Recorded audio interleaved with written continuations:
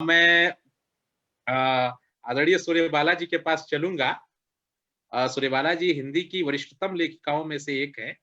आप कहानी, उपन्यास और व्यंग्य तीनों ही विधाओं पर बराबर अधिकार रख के लिखती हैं। तेजेंद्र जी के पहले कहानी संग्रह काला सागर का जब लोकार्पण हुआ था, तो उस कार्यक्रम में सूर्यबाला जी भी की भी सहभागिता थी। इनका भी वक्तव्य हुआ था।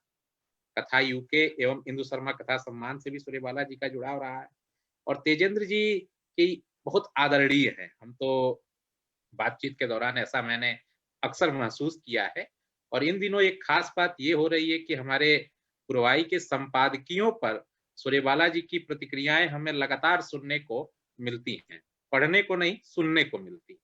वो तो वो प्रतिक्रियाएं हमारा उत्साह बढ़ाने वाली होती हैं, हमारी पूरी टीम का, और हम और पूरे लग के मनोयोग से काम कर पाते हैं। तो मैं चाहूंगा सूर्यबाला जी आज तेजेंद्र सर के जन्मदिन पर अपनी बात रखें। सूर्यबाला जी, आपका माइक ऑफ है, रुकिए मैं देखता हूँ।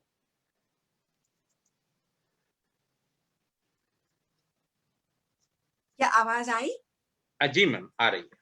तो बहुत बहुत धन्यवाद पीयूष, और अच्छा हुआ आपका नाम याद आ गया, क्योंकि आपके नाम के आगे यहाँ पर पुरवाई पत्रिका लिखा हुआ था। मैं बड़ी परेशान थी, इसीलिए फोन तो किसी और ने किया था और यहाँ पुरवाई पत्रिका नहीं, ये साकार जो बैठी हुई है।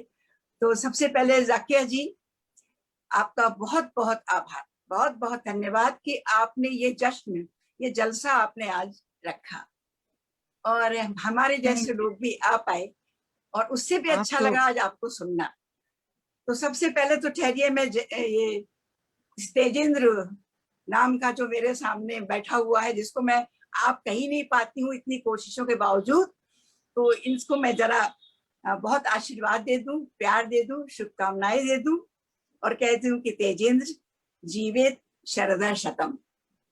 मुझे इतनी संस्कृत आती है, लेकिन अपने सारे ज्ञान, अपनी सारी संस्कृति, सारा प्यार बटोर के मैं तुम्हें आशीर्वाद देती हूँ कि जैसे जिंदगी और लेखन में तुम अभी तक जिस तरह बृहत्तर लक्ष्यों को लेकर लिखते चले आए हो और जो कुछ करते आए हो, पूरा मेरे सामने तुम्हारा इतिहास खुला है।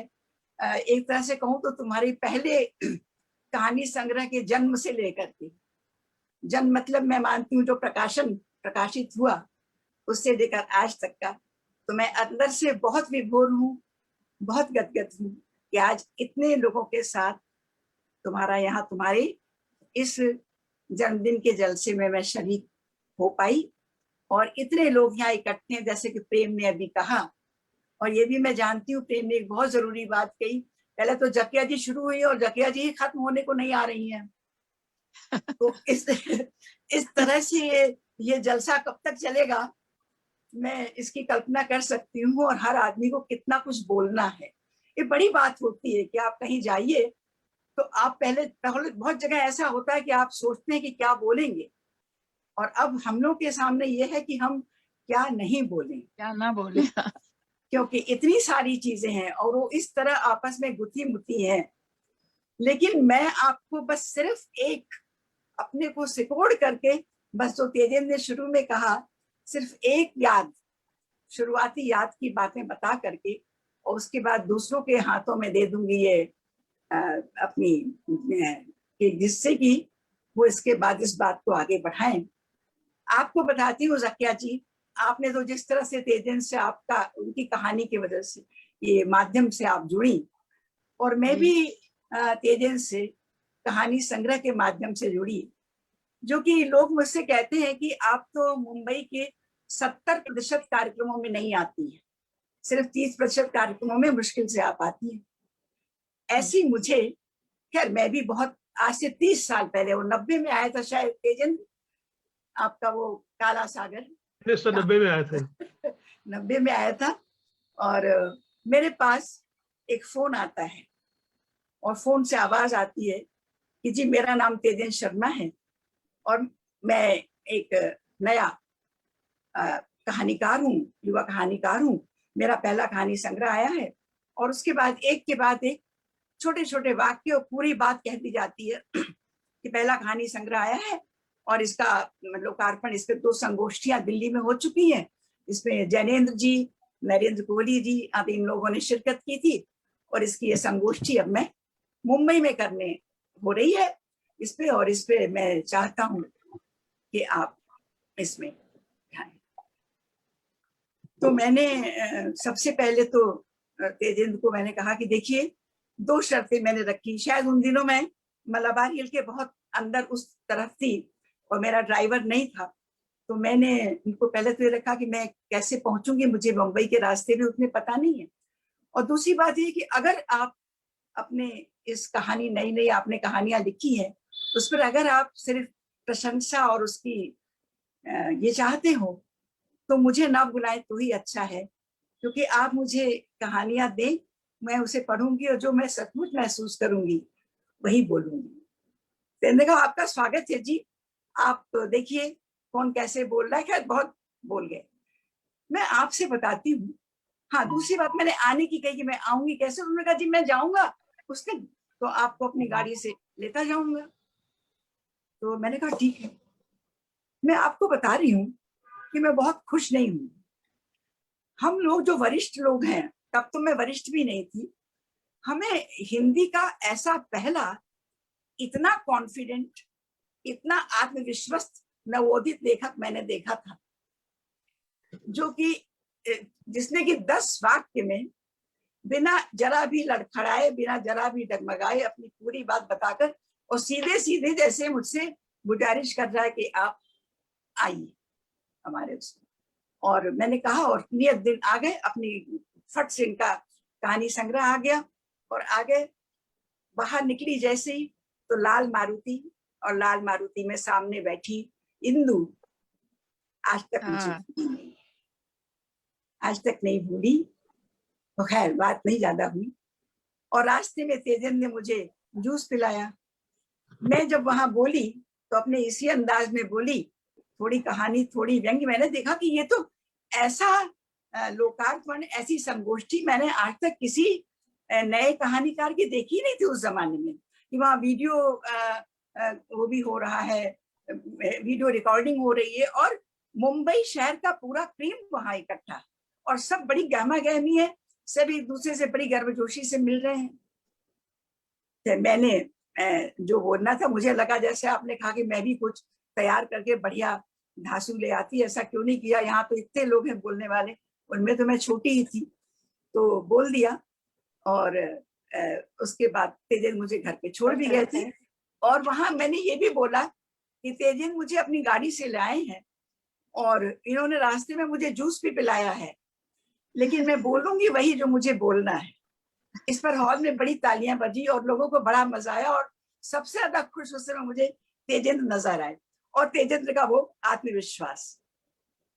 तो आपको बताऊं कि मैं हैरान थी कि हिंदी में कैसा नवोदित पैदा हुआ है। इतना बेखौफ तो मैं नहीं कहूंगी, लेकिन इतना निर्द्वंद और इतना कॉन्फिडेंट। उसके बाद खैर जो मैंने आपसे कहा कि हम वरिष्ठ लोग नवोदितों में बहुत ज्यादा आत्मविश्वास को पसंद नहीं किया करते उस जमाने में, कि नवोदित हो गए इतना आत्मविश्वास। लेकिन तीसरे दिन मेरे पास फोन आता है तेजेंद्र का कि जी मुझे आपको बहुत शुक्रिया कहना है, और आज मैं सारी वीडियो रिकॉर्डिंग लोगों के भाषणों की पढ़ रहा था, सुन रहा था, और उसमें मैंने आपने एक बात कही है कि तेजेंद्र की कहानियां मैंने पढ़ी, बहुत अच्छी लगी, लेकिन मैं ये सोचने लगी कि इसमें से इन कहानियों का क्या कुछ मेरे पास हमेशा के लिए रह जाने वाला है। और तेजेंद्र का ये वाक्य मैं आज तक नहीं भूली हूँ। फोन पर कहा कि मैंने इस बात पे बहुत गौर किया है और आपकी ये बात मुझे बहुत अच्छी लगी। वाह, मैंने ऐसा भी नवोदित कोई नहीं देखा था जो बाद में रिकॉर्डिंग सुने, खाली गहमा गहमी और तामझाम के लिए रिकॉर्डिंग्स होती थी, कहीं पर कोट करने के लिए, उसको बैठ के इतने लोगों की बोलने वाली सुनी जाए और उसको फोन करके बताया जाए। तो उस दिन से मैंने जाना कि ये इसका ये काला सागर यहीं पे खत्म नहीं होने वाला है, ये बात बहुत आगे बढ़ने वाली है। उसके बाद तो बहुत लंबे दशक बीते और कैसे कैसे एक लंबा इतिहास है, उसे तो मैं तेजेंद्र के अगले जन्मदिनों के लिए रखूंगी। सब कुछ आज नहीं, बहुत बहुत आगे आगे जो जन्मदिवस आएंगे बताऊंगी। लेकिन जिस तरह उसके बाद तेजेंद्र की कहानियों का ग्राफ आगे बढ़ा है, और हर कहानी में मैंने देखा है कि जिंदगी का वो फलसफा आया है जो आज तक हिंदी की और किसी कहानी में नहीं आया है। वो चाहे कब्र का मुनाफा हो, चाहे वो कोक का किराया हो, चाहे वो पासपोर्ट का रंग हो, हर कहानी का उनका अलग रंग होता है। जो प्रेम ने कहा अभी कि और ये एक तरह से ब्लेसिंग इन डिस्गाइज हुआ, ये कोरोना का, ये जो हमें इतनी कहानियां मैंने तेजेंद्र की सुनी है सुबह सैर करते हुए।